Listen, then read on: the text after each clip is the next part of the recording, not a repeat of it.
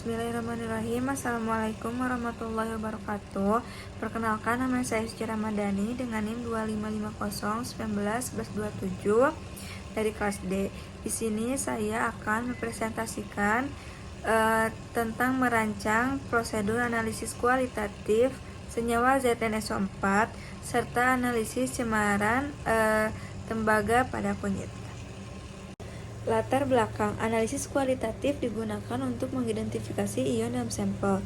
ZnSO4 dianalisis untuk memastikan adanya Zn2+ dan SO4 2-.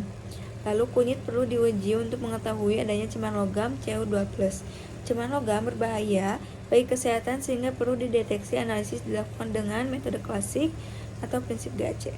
Dasar teori, analisis bahan baku ZnSO4, lalu mengacu pada textbook of Marco and Sumariko Qualitative Anorganic Analysis, lalu menggunakan pendeteksian Green Analytical Chemistry atau GAC. Baik, yang pertama yaitu adalah pembuatan larutan sampel. Yang pertama, sampel ZnSO4 ditimbang sekitar 0,2 gram. Kemudian dilarutkan dalam aqueous. Larutan diaduk hingga larut sempurna.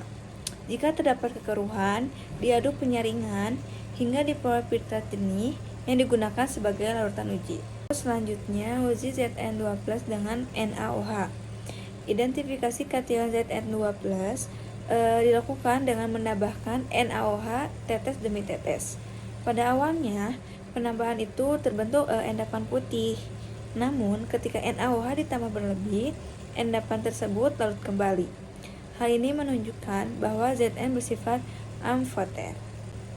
Lalu reaksi Zn2+ dengan NaOH, reaksi yang terjadi adalah Zn2+ bereaksi dengan NaOH membentuk ZnOH2 sebagai endapan putih.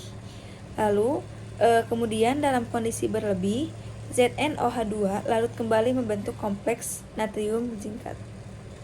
Ini dia reaksi yang terdapat di larutan dengan penambahan NaOH. Yang selanjutnya yaitu uji Zn2+ dengan NH4OH. Dilakukan uji dengan NH4OH. Yang pertama yaitu penambahan awal menghasilkan endapan putih. Namun saat ditambahkan berlebih, endapan putih larut kembali. Hal ini menunjukkan terbentuknya kompleks ion zinc dengan amonia. Reaksi Zn2+ dengan NH4OH. Reaksi yang terjadi yaitu pembentukan ZnOH2. Kemudian larut kembali membentuk kompleks ZnNH342+ yang bersifat larut dalam air. Ini dia reaksi yang terdapat dengan penambahan NH4OH. Lalu untuk memastikan keberadaan Zn2+, dilakukan uji konfirmasi menggunakan K4FeCN6, yaitu hasilnya terbentuk endapan putih yang menandakan adanya ion Zn dalam larutan. Lalu selanjutnya uji anion SO4 2-. Identifikasi anion sulfat dilakukan dengan menambahkan BaCl2 dan sedikit HCl. Lalu terbentuk adanya endapan putih BaSO4 yang tidak larut dalam asam. Reaksi ini sangat spesifik untuk menunjukkan adanya ion sulfat. Lalu analisis cemaran tembaga pada kunyit atau cemaran Cu pada kunyit. Yang pertama yaitu pemeriksaan organoleptik. Kunyit berbentuk serbuk halus dan berwarna jingga kuning tua, memiliki bau khas aromatik. Yang kedua yaitu preparasi sampel. Ditimbang kurang lebih 2 gram, dipijarkan jadi abu, lalu dilarutkan dengan HCl dan disaring oleh kertas perkamen dan menghasilkan filtrat jernih. Lalu selanjutnya yaitu uji golongan. Yang pertama yaitu larutan diasamkan dengan HCl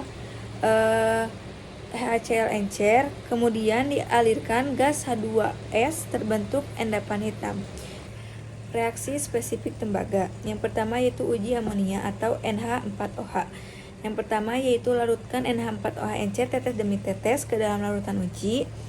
Yang kedua, hasilnya terbentuk endapan biru muda, kemudian larut dalam kelebihan NH4OH, membentuk larutan biru tua intens atau kompleks Cu. Yang kedua yaitu uji kalium ferrosianida atau ketiga FeCN6. Yang pertama yaitu tambahkan larutan keempat FeCN6 ke dalam larutan uji. Terbentuk endapan coklat kemerahan yang merupakan ciri khas ion Cu2+. Selanjutnya yaitu penerapan Clean Analytical Chemistry GAC. Yang pertama yaitu menggunakan sampel dalam jumlah kecil, menggunakan pelaut yang lebih aman seperti Aquades, mengurangi penggunaan reagen berlebihan atau berbahaya, lalu mengurangi limbah kimia yang dihasilkan. Selanjutnya yaitu kesimpulan. Sampel mengandung Zn2+ dan SO42-, yaitu ZnSO4. Lalu kunyit positif mengandung cemaran Cu2+, lalu ditunjukkan oleh perubahan warna dan endapan. Lalu yang terakhir adalah analisis sesuai prinsip GAC. Sekian presentasi dari saya. Mohon maaf bila banyak kekurangannya. Wassalamualaikum warahmatullahi wabarakatuh.